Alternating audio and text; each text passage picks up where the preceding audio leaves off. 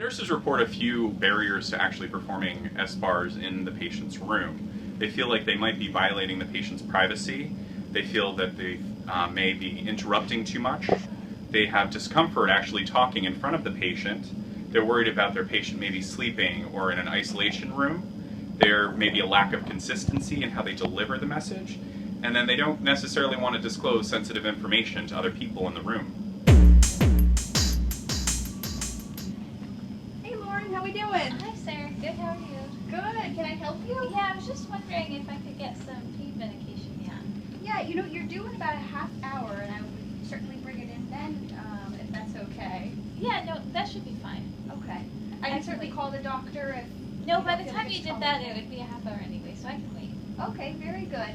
And it's going to be change of shift in just a little bit, so I'm going to bring Nathan in. He's going to be the nurse from 7 p.m. to 7 a.m. He'll be taking care of you overnight, and he's been a nurse for a really long time, and he's a great nurse. Oh, awesome. Well, thank you so much for letting me know. Yeah, I'll be back in just a little bit. Okay.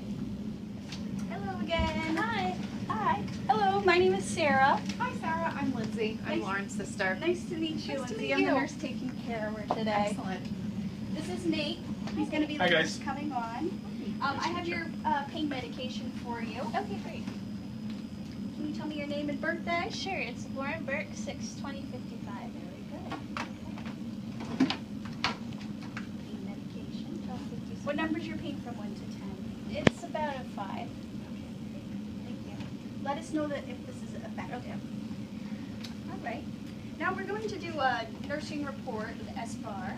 Okay. So, Nate, this is Lauren Burke and her sister Lindsay.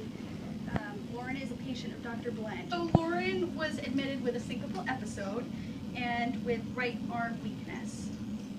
Background is she has a known allergy to penicillin, a history of diabetes and hypertension. Vital signs have been stable, temperature is 99 degrees.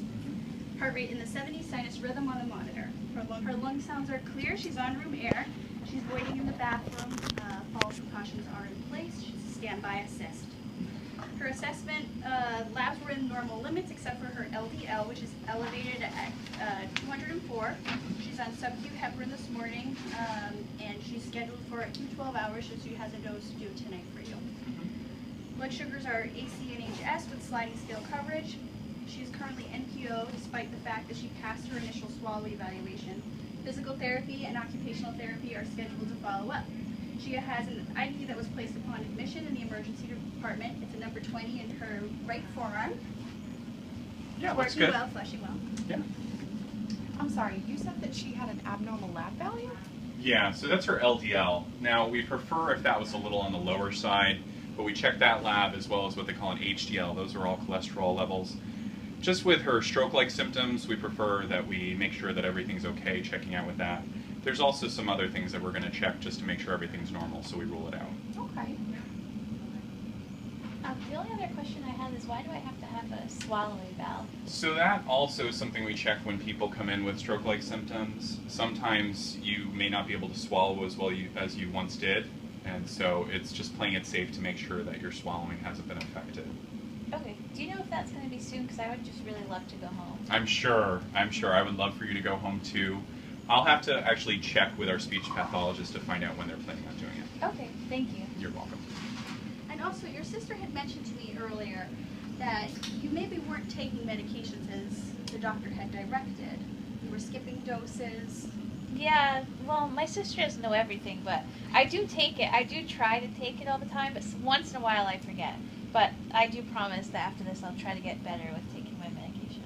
I just want to reiterate to you that it is very important that you take the medications exactly as directed by your doctor. Okay, I'll In order remember to that. keep you healthy and keep you out of the hospital. Sure, thank you. Thank you, guys. Thank you. Thanks so much. We'll see you tomorrow morning, bright and early. Okay. All right, call if you need anything. Okay. So let's review. How do you feel that the scenario went as far as handling the Sbar? Do you feel like the patient's privacy was actually violated? Do you feel like there was too many interruptions going on? Do you feel that the patients and the nurse seemed discomforted by the actual conversation? Do you think we interrupted the patient's sleep? Do you feel like there was a lack of consistency with the information that was relayed? Do you feel like we disclose too much sensitive information? So the overall outcomes from a good Sbar-T is increased patient satisfaction, cost savings, improved efficiency and accountability, improved teamwork, reduced patient anxiety, customer loyalty, improved knowledge with the opportunity to have questions actually answered, and the ability to prioritize care.